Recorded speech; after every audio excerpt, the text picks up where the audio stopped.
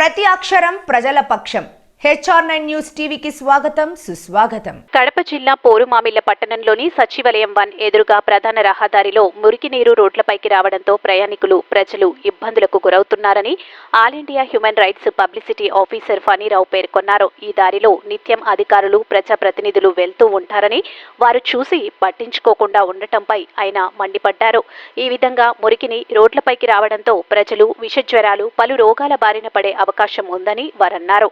వెంటనే డ్రైనేజీ సమస్యను పరిష్కరించి మురికి నీరు రోడ్లపైకి రాకుండా పరిష్కరించాలని ఆయన డిమాండ్ చేశారు.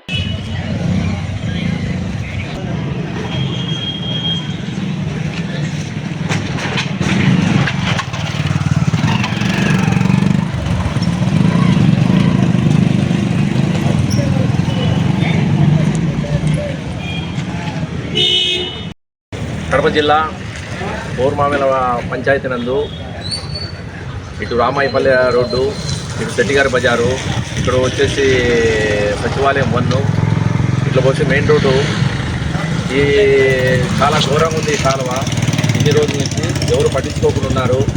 కాబట్టి దీన్ని తాత్కాలికంగా మరమ్మతులు చేయకుండా పర్మనెంట్గా కాలువను చేయాలని ఆల్ ఇండియా హ్యూమన్ రైట్స్ తరఫున పబ్లిక్ ఆఫీసర్ ఫణిరావు కోరుతున్నారు. ఇకపోతే ఇక్కడ కాలేజెస్ ఉన్నాయి, పోస్ట్ ఆఫీసెస్ కూడా ఉన్నాయి.